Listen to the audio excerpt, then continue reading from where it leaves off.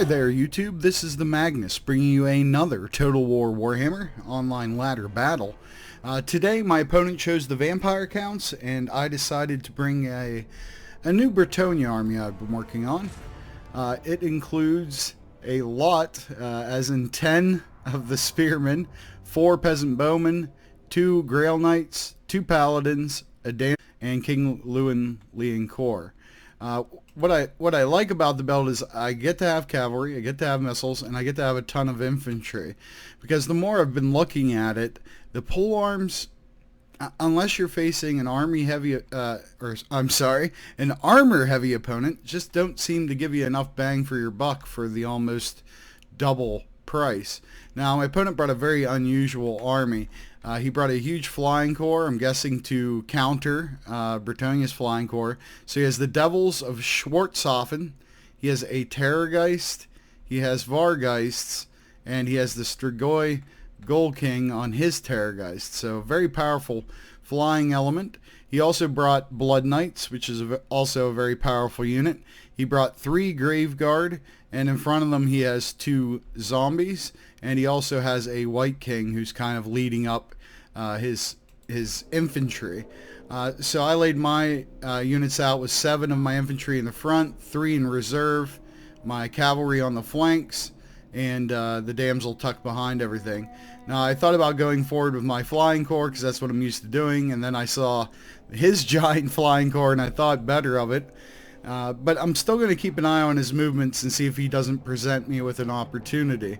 I like to be aggressive, as you probably noticed in my videos, so I'm looking for that. Now I notice he starts swinging out his Blood Knights, so I bring up one of my reserve spear units to stand in front of my Grail Knights. That way if he wants to have that fight, I'm going to have an advantage, and of course I also have these gentlemen that I can pull over. So I act like I'm going for his Vampire Knights. He starts to move up, and then I decided I'm probably better off just trying to make a quick hit here on the Sternsmen. So I will bring in the Flyers.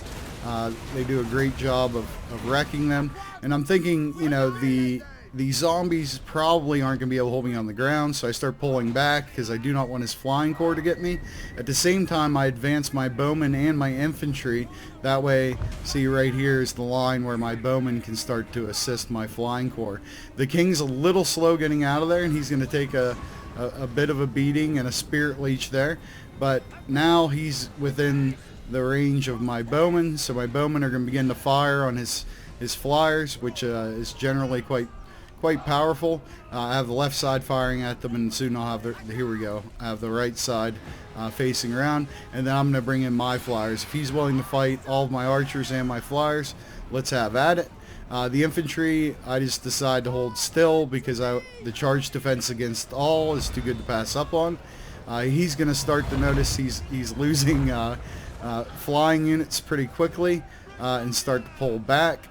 So I'm going to work on the guys who are having trouble getting out and shooting at them, and then I decide to pull back because I got out of it with a little bit of damage to the king, which can recover, and he took considerable damage, which will be harder for him to recover from. So I had my bowmen. I forgot I still had them targeting them. That was a problem, but I'm going to use my cav to get in here.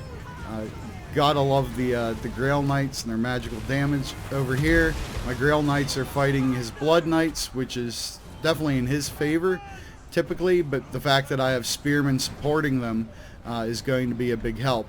So he's going to bring his flying corps in to try to deal with the left flank, but I have a lot of power here. And you'll notice I'm finally ordering my archers to come back and form a line here. The damsel, by the way, when that fight in the air was going on, I used her debuff, and that's why he could do very little damage while my guys had a good old time. So now he's going to try to get his flyers into my bowmen. Not a bad choice, but all the bowmen are going to fire at him, and he's going to have to face the full flying corps. Over here on the right, his Blood Knights are melting away, so I decided my calves freed up to start doing some other things. And overall we're doing okay. Center is a decent pairing, and this is a giant cluster of a mess, and I'm going to keep poking at it every chance I get. When he has people up in the air, I know I'm better up there, so I'm going to go after him. Sending in the remainder of my Grail Knights on rear charges to kind of relieve my infantry. Got the archers firing at his what's left of his Vampire Knights right now. they're going to go into fresh spearmen.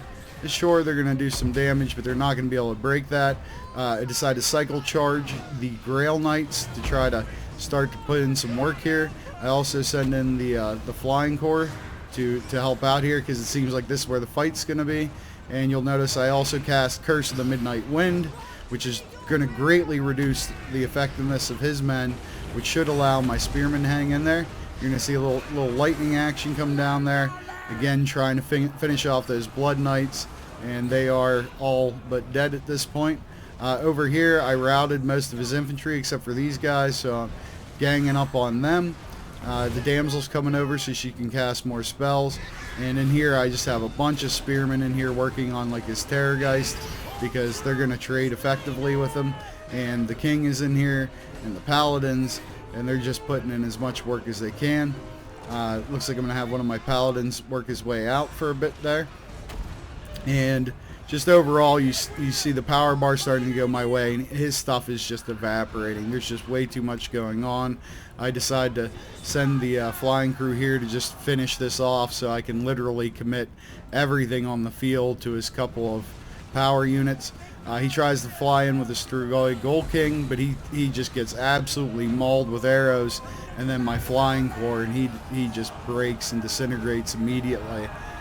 So that's going to be pretty much all there is for this fight. Waiting for the last guy or two to melt away, but a decisive victory for Bretonnia over the vampire counts. Now, he brought an unconventional army. But the reason why I like this video is I wanted to show that he went with a very quality heavy army, right? And he had a little extra money, so he put in some zombies. But he's got a Strigoi Gold King on his mount, White King mounted, Graveguard, the Sternsman. He's got Vargeist, Devils of Schwarzhoff, and a Terrorgeist. These are very expensive, very powerful units. Blood Knights are like 1,700. I mean, it's just crazy. But a lot of times, this kind of quality can be overcome with quantity. I mean, I had 2.5 times the men he had on the field. And what you need to do, and what you saw me do that will really help you out, is if you have the bigger force, avoid getting into a giant cluster. Like a lot of times, hold on one second, sorry about that. A lot of times you're going to feel tempted to encircle one of his or a couple of his units, and what's going to happen is that fear and terror, and you can end up with a chain rout. So if you keep everybody all along the line fighting and put out your best that way, as you can see, you can absolutely wipe a quality-based army. So anyways, if you enjoyed the video or you learned something, please hit like, please hit subscribe. Until the next time, this is the Magnus. I'll see you on the ladder.